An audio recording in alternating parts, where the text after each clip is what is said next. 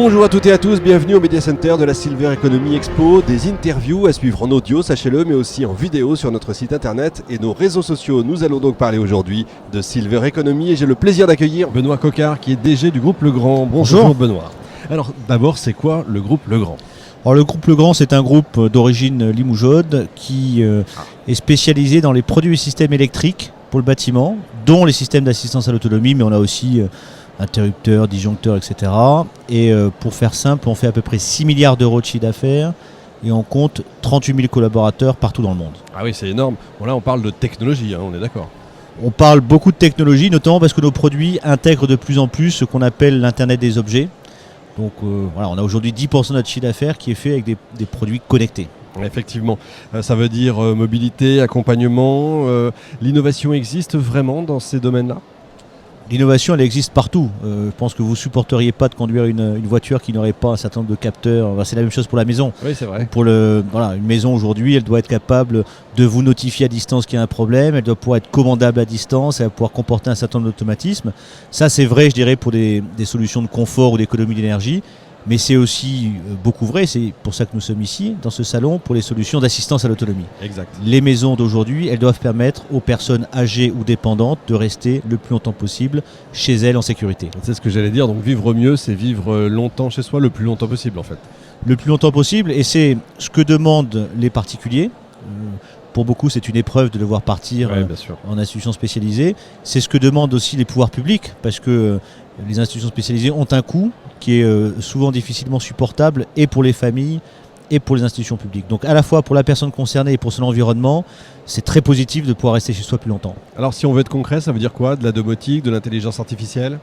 Alors c'est des choses très pratico-pratiques, comme par exemple d'avoir des interrupteurs qui soient facilement identifiables, et pas blanc sur mur blanc, des prises qui soient facilement extractibles, où on n'a pas besoin de tirer comme un fou sur un cordon pour l'enlever.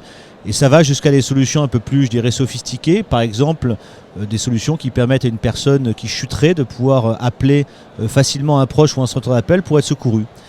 Donc il y a aujourd'hui toute une palette de solutions. Il y en a un que je trouve fantastique et qui a des bénéfices cliniques évidents, c'est ce qu'on appelle le chemin lumineux. Ah, c'est simplement, alors c'est quoi le chemin lumineux ? C'est ça pas part le un peu sentier barbare. lumineux, hein. Non, c'est pas tout à fait la même chose.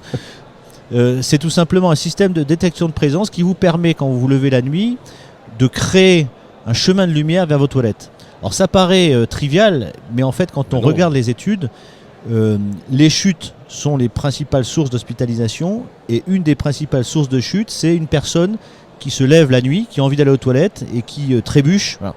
Donc ce simple chemin lumineux permet de réduire très significativement, on a fait des tests cliniques qui le prouvent, le nombre de chutes et donc les hospitalisations.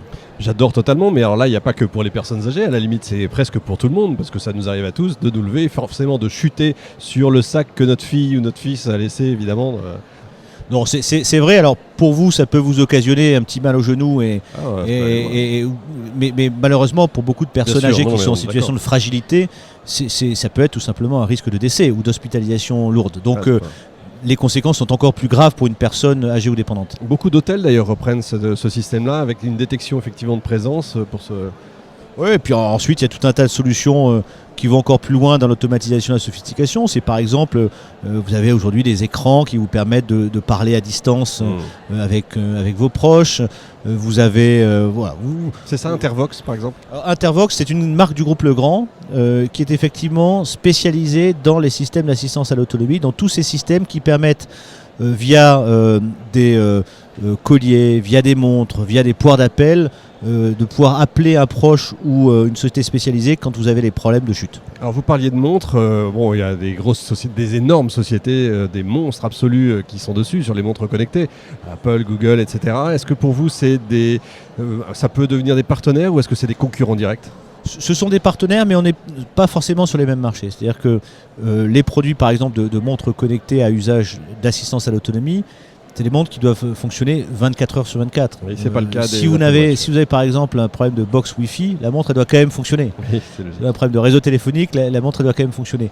Donc on est sur une niche de marché qui n'est pas la niche du consumer good, comme on dit, mais qui est vraiment la niche presque médicale. Voilà.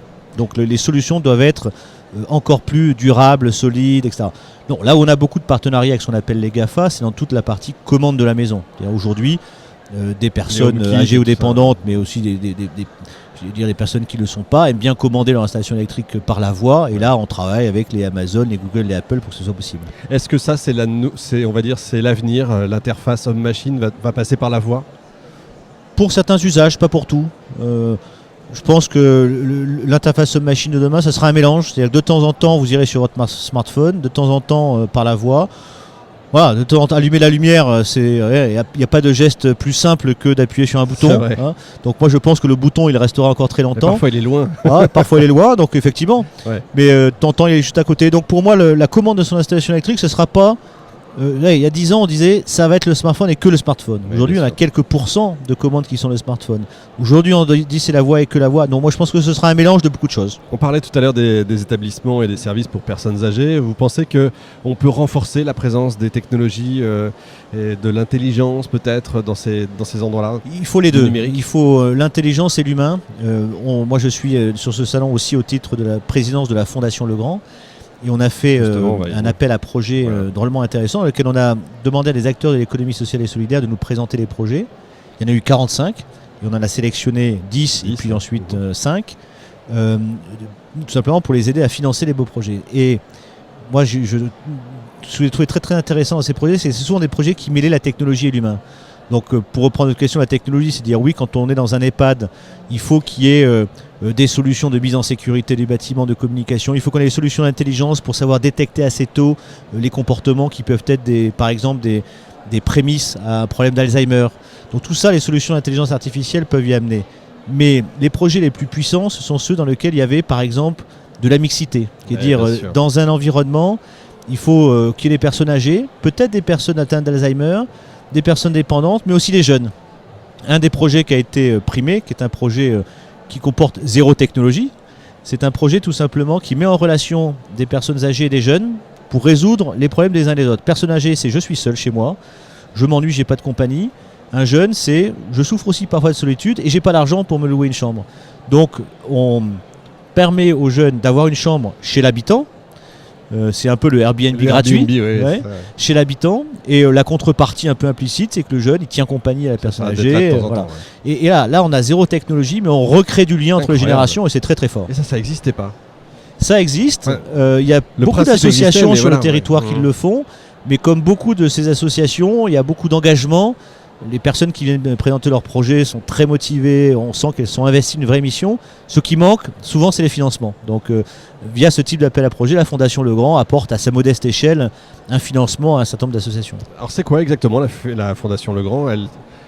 Elle gère quel type de projet? Alors, c'est une fondation qui est hébergée par la Fondation Agir contre l'exclusion et qui veut être ce qu'on appelle générateur d'économie. Donc à plusieurs sujets, on traite la perte d'autonomie, donc personnes âgées ou dépendantes, on traite la précarité électrique, la formation et l'emploi.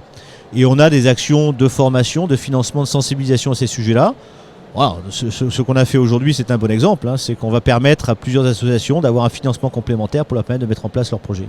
Alors il y a pour terminer, le grand fantasme que l'intelligence artificielle va remplacer l'humain.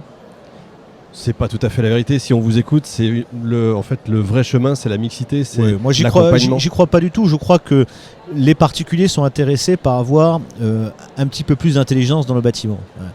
Prendre un exemple trivial, mais que quelqu'un sonne chez moi et que non seulement je sache qui sonne depuis mon poste intérieur de portier, mais sur mon téléphone, c'est de la valeur ajoutée technologique. Mais ça remplacera évidemment jamais la relation et le contact. Alors encore plus quand on traite des sujets de dépendance, où je pense que l'humain restera au cœur du dispositif. Benoît Coquart, on est rassuré, merci beaucoup. Fin de cette émission en direct de notre Media Center. Retrouvez l'ensemble des émissions sur silver-economie avec un y-expo.com. On se retrouve la prochaine fois avec un nouvel invité.